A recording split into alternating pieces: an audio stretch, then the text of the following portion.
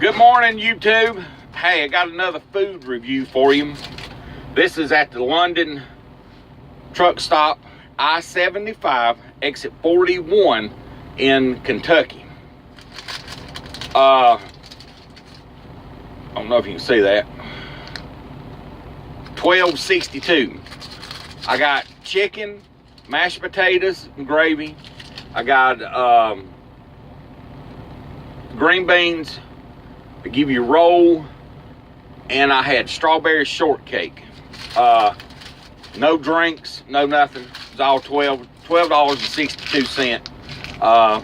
So if you're ever around London, Kentucky, exit 41 there, they're over between, it looks like a BP. They're a BP station. Stop there, get you some good groceries, and remember, Buttermilk said, be safe. And the place is good too. Y'all be safe out there. Later.